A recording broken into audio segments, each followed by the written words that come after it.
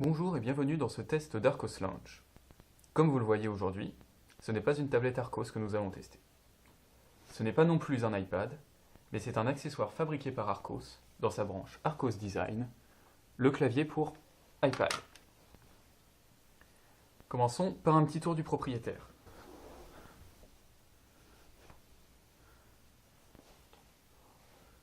Ce clavier est doté d'un plastique blanc qui se mariera parfaitement avec les iPads blancs, avec un dos en aluminium pour se marier avec celui de l'iPad. Notons que le plastique est mat et qu'il ne prend pas les traces de doigts. Nous avons une ligne de raccourci accessible directement et un clavier complet AZERTY.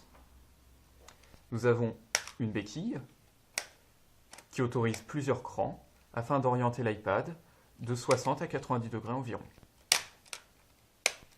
Nous avons un unique bouton pour la synchronisation Bluetooth, un interrupteur on-off et une prise micro USB pour le rechargement. Prenez cette prise micro USB comme repère et vous voyez l'extrême finesse de ce clavier, à peine plus épaisse que la prise micro USB. Ce clavier est très léger puisqu'il ne pèse que 232 grammes sur la balance. Il est totalement aimanté, ce qui va permettre à l'iPad de se plaquer contre lui et de tenir comme les tablettes de la génération XS pour le transport.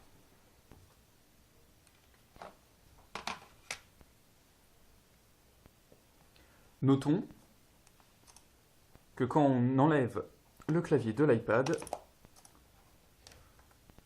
ce dernier s'allume, comme avec les smart covers.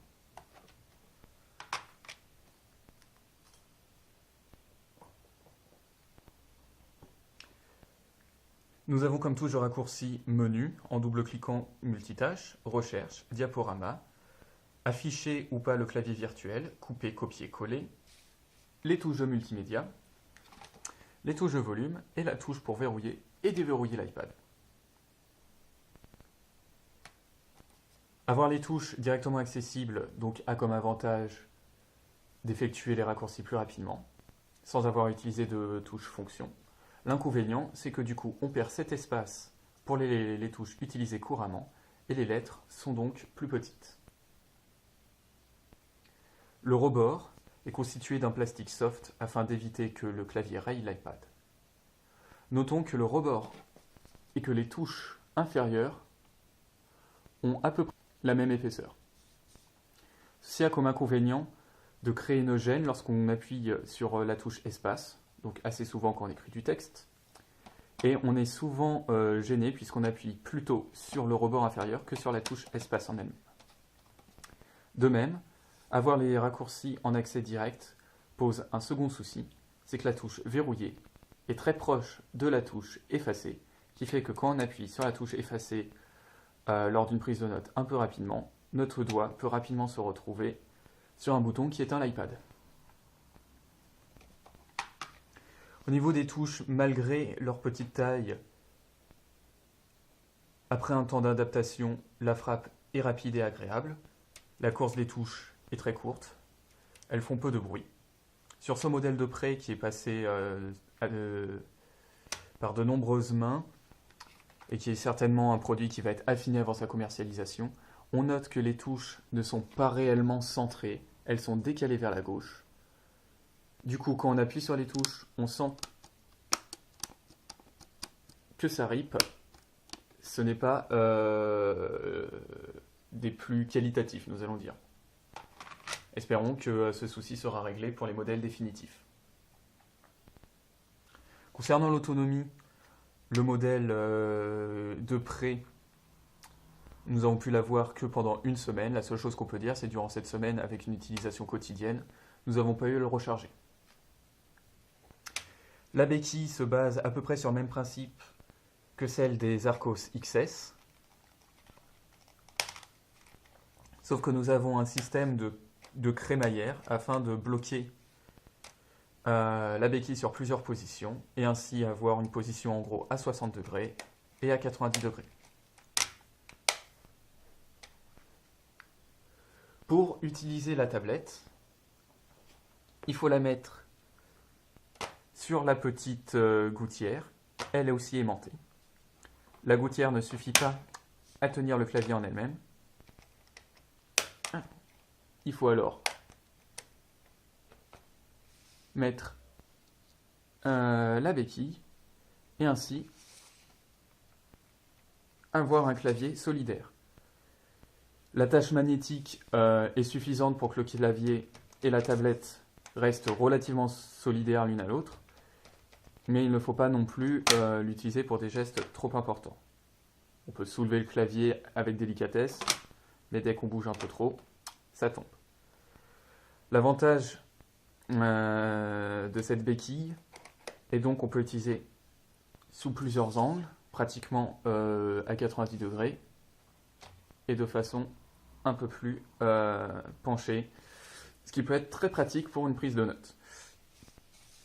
L'utilisation du clavier est très simple. On l'allume, on pose la tablette et on tapote. Comme on voit, les touches raccourcies fonctionnent très bien. Il n'y a absolument aucune difficulté à écrire avec ce clavier, hormis le problème de la touche Delete qui est proche de la touche raccourcie et de la touche espace qui est un petit peu délicate à utiliser. Lors d'une frappe, voilà ce qui a pu être frappé par exemple lors d'un cours, il n'y a pas eu de souci particulier. Nous allons pouvoir comparer l'Arcos Keyboard de son concurrent direct, l'UltraSync Keyboard de Logitech. Commençons par les avantages du clavier de Logitech. Premièrement, une gouttière, pas de béquille, et ça tient. Ça tient en position portrait, ça tient bien fort, et ça tient en position paysage. Notons que la position paysage est possible, mais l'absence de support magnétique au niveau de l'iPad sur les tranches fait que ça ne tient pas. Donc à utiliser vraiment sur un bureau et pas en situation de mobilité ou d'instabilité. Deuxièmement, l'UltraSync Keyboard de Logitech est doté d'une petite charnière qui permet très facilement de ranger l'iPad et de le déballer. Cette charnière n'est pas du tout résistante, comme vous le voyez, donc on ne pourra pas l'utiliser comme pour un ordinateur pour le bloquer à une certaine position. Logitech a choisi d'intégrer les touches de raccourci au niveau de la ligne de touche numérique, ce qui impose l'utilisateur d'utiliser la touche fonction, mais offre deux avantages. Le clavier Logitech est réparti sur 5 lignes contre 6 pour Arcos. Les touches sont donc légèrement plus grandes. Sur un clavier de cette dimension-là, quelques millimètres peuvent suffire pour avoir un gain de confort non négligeable. Et autre avantage, c'est que du coup, la touche verrouillée est accessible uniquement par une combinaison de touches et évite les manipulations intempestives.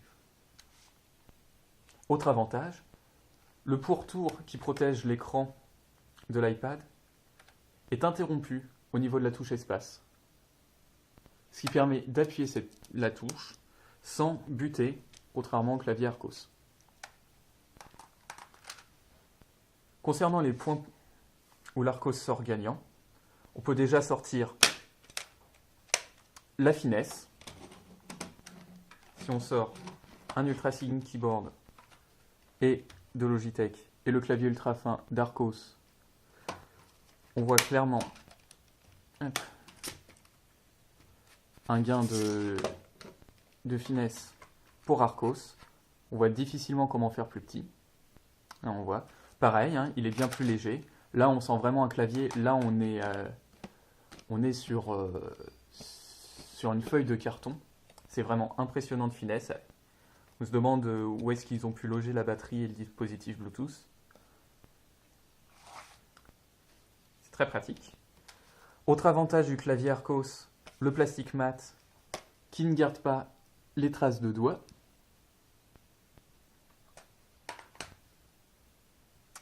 La béquille offre comme inconvénient une manipulation en plus, mais comme avantage de pouvoir orienter la tablette, alors que sur le clavier Logitech, il y a une seule et unique position.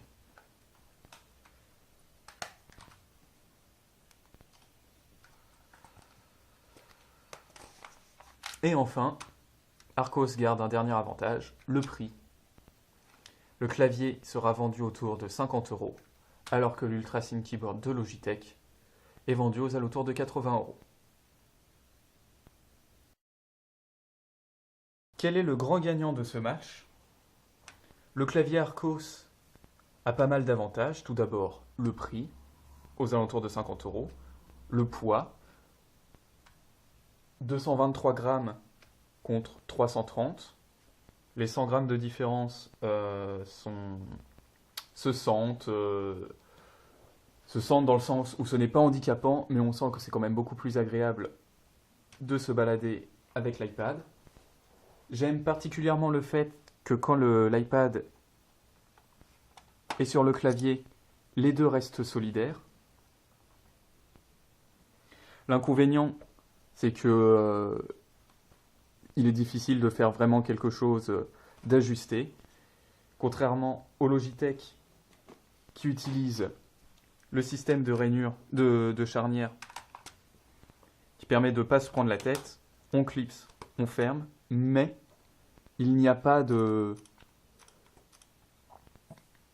d'aimant tout autour, contrairement à celui d'Archos, qui fait que les deux ne restent pas solidaires.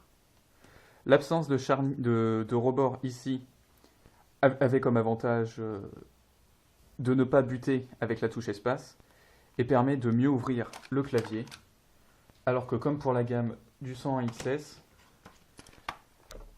c'est quand même pas très ergonomique pour trouver où est-ce qu'il faut ouvrir le clavier. La béquille nécessite une manipulation en plus, mais offre plusieurs angles de vision, ce qui va plaire aux étudiants qui sont sur des petits bancs de la faculté, qui nécessitent généralement une orientation à 90 degrés.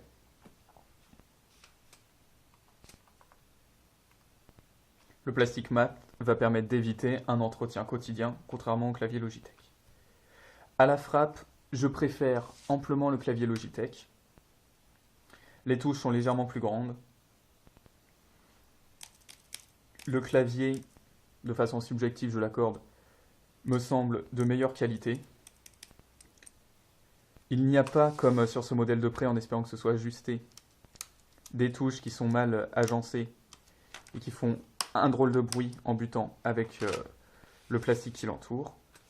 L'absence de béquille est synonyme d'absence de modification d'inclinaison, mais c'est bien plus classieux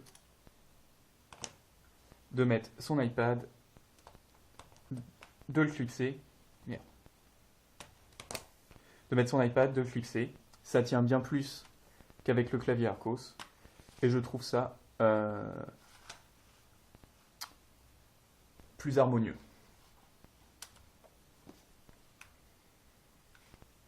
Il est donc difficile de trouver un grand gagnant, ça dépendra de l'utilisation de chacun.